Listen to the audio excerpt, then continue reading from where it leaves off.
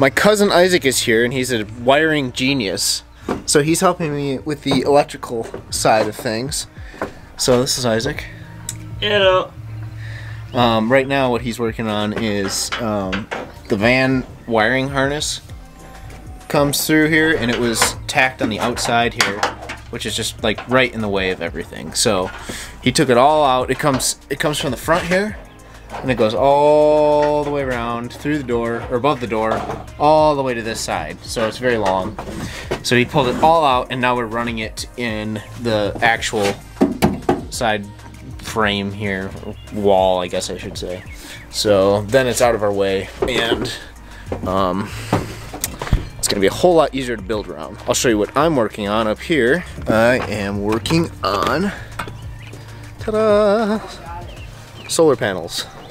So this is my 200 watt panel, and then over there is my 100 watt panel. So I have a total of 300 watts of solar that I'm going to be putting on the van. I got these brackets, which I just installed. So this one is going to go towards the front, in front of the fan. And then the smaller one's going to come right here, actually. So it's going to be kind of an L-shaped along here. The reason I wanted to do that is because I'm possibly going to be getting a roof rack made, and it's going to also be in an L shape, and they'll fit together like a puzzle piece. And the long end of the roof rack, I'll be able to put a kayak on. So that's kind of my goal there, and my idea behind putting the panels in an L shape. So we'll see how it turns out. Good news, we are currently running off of the solar system right now. So fairly simple setup, and then all my wires are pretty much run right through the bottom here, all zip tied together. And this is where they're going to end up. The components here are going to end up in the end. And then all the rough ends are right here, because this is where all the switches are going to go. So yeah, it's really coming along in here. The fan, I had the fan running off the solar the other day just as a test, and worked great. Alright, got my electrical all in place, and I'm quite happy with it. So it's all fairly consolidated. I made you know, little blocks here, a couple hooks. I'll use a bungee cord just to secure that battery in place, but I mean, it's sturdy like this, and the inverter's sturdy, charge controller's sturdy, so it is working out quite nicely. And when I plugged it all back in, nothing popped or anything, so that was definitely a good sign. So just to give you a little rundown of my system, so I have a 200 watt inverter, and this is something that you'll want to do some research for yourself, but this is not a pure sine inverter. To be completely honest, I wasn't even aware of the difference when I ordered this one, but there are certain components that won't run as well off of an inverter that is not pure sine. So do your research and figure out if you need to invest in a pure sine inverter, which typically are quite a bit more expensive. My battery, I just got at Batteries Plus Bulbs, and it was about $235, and it's 100 amp hours. My solar charge controller is hooked up to these terminal block buses, which I made. So one of these is for the positive, and one of them is for the negative. So the positive wire runs here, and then these little hoops up here connect the top, and then the bottom is connected to each component that runs off the 12 volt. And then make sure to properly fuse your system. I have 2 fuses right here, and these are pretty handy. You can just pop off the cap here and replace the fuse if it blows. And I would also suggest, if your inverter is in a hard to reach area, get an inverter that has a remote switch, and that makes it super easy to turn it off and on. Alright, let's talk about the solar a little bit more in depth. So I would say definitely figuring out the whole solar system and the battery and all that kind of stuff was one of the hardest things for me, just because I really don't understand that stuff very well. So I was super thankful that my cousin Isaac was able to help me out, and I definitely have a much better understanding of it now that I've gotten this installed, and it's a lot more simple in my brain. But I don't want to give that much advice on it because I don't know it that well. So just a quick rundown on how I decided what size battery to get. So as far as my battery goes, I was really thinking that I was just barely gonna have enough, but so far so good. I haven't run out at all. So the way we figured out the battery size is we took each electrical component and looked in the description before we ordered it on Amazon, and you can usually find how many amps that specific item draws. So as an example, I think my water pump was 4 amps or something like that. Now if that water pump ran constantly, it would draw 4 amps per hour. So if my water pump draws 4 amps an hour and I have a 100 amp hour battery, if you divide 100 by 4, I could run it for 25 hours on that battery without any charge. I think I'm understanding that correctly. There may be a few other factors involved, but that's kind of the gist. So then we added all the electrical components in the van together, all their amp draws, and then calculated that with this size battery, I think I could run for about 12 hours with all the components on without any charge. One other note, when you're running your wires, leave enough wire at the end. Maybe this is a problem I just have, but I've always tend to be more conservative with all of my material that I use because I don't want to waste anything. So if my switch box is here and my wire is running up to it, I'll cut it like here.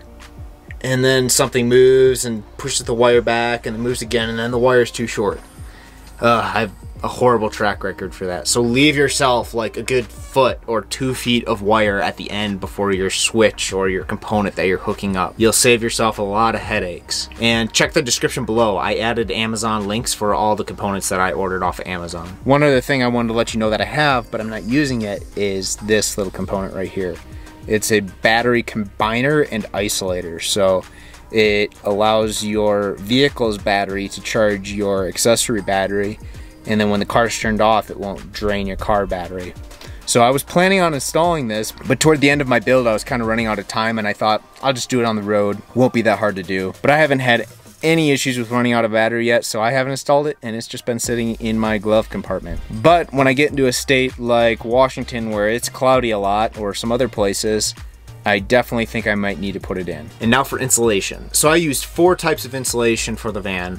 I used a mineral wool insulation, which came in, I believe, 2 by 4 foot sheets, and it was about 3 inches thick. And you want to make sure you get mold and mildew resistant insulation. And then I used foam board insulation, 1/2 inch for the floor, and then for the ceiling I used 1 inch. And that just comes in 4 by 8 sheets. Reflectex. And then I used great stuff for filling the cracks and the ceiling, as you'll see. So you'll find lots of different ideas on insulation on YouTube. And basically the conclusion I come to is you want an insulation that's good at keeping the heat out or the cold out or whatever, and then you want something on top of that that acts as a moisture barrier or a vapor barrier. So I used the mineral wool insulation right against the outside wall of the van in most places, and then I put the Reflectex over the top of that and sealed around the edges with aluminum tape or foil tape. And it was pretty fun as I put layers of insulation here and there and everywhere. Every time I had the van out on the road, it seemed to get quieter and quieter and quieter in here. Originally, it was very loud. It was like riding in a Jeep or something with a fabric top on it. So I'm pretty happy with the insulation so far and how it went together. As you can see, there's some insulation up on the top here. Insulation down on the bottom, all along. Also insulated the wheel wells on both sides with Reflectex. It's like an aluminum, pretty thin insulation. Helps with sound a lot. I did have this out on the road just the other day, and it is so much quieter in here. So that's really helping a lot at this point. They don't call me sunshine for nothing. Perfect day to have the locks out. Anyway, what am I working on now? Oh, the insulation. Insulation is mostly up on the ceiling. You can see all the way down. Oh, oh. Forgot a spot apparently. What the heck? Yeah, I'm confused. I sprayed it, but I didn't stick it up there. Huh. Okay. I was just really ready to be done, I guess. So anyways, I used the 3M spray that I used for the floor, which is right there. And just sprayed that on as it suggests, and then stuck this up. Staying fairly well. It doesn't really need to hang up there super well, so it just keeps it kind of in place before I get the ceiling up. So we're getting close, It's a nice sunny day, and I get the insulation is not even warm, but this part right here, it's almost hot to the touch. So it's doing its job. That is good to know. Anyways, talk to you later. Wonder if any of you guys hate great stuff as much as I do. I just used nearly a whole can on the ceiling here. I really didn't want to do that just because it's kind of a disaster if it ever needs to come off or be changed or something like that. But man, this roof being that gray color that it is, it just sucks in the heat. So it's a sunny day out here and this wall is heating up. There's no insulation and that's just thin. The ceiling's the same way, so but the sun is beating down on the roof right now, and right here it's just barely warm.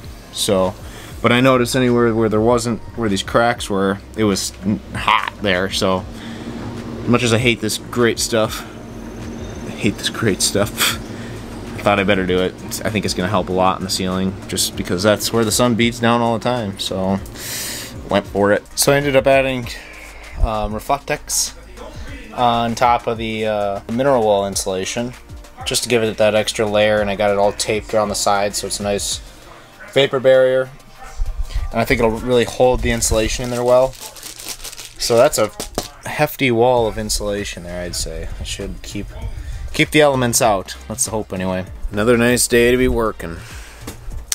Updates. So this is the wall opposite the kitchen. Got it all insulated now, as well as the door. Still not 100% sure what I'm going to do to cover the door. It's just kind of a weird shape and can't really put much on it because it's got to open and close, so I need to keep a lot of clearance on it. So we'll see. I'm tossing around a few ideas.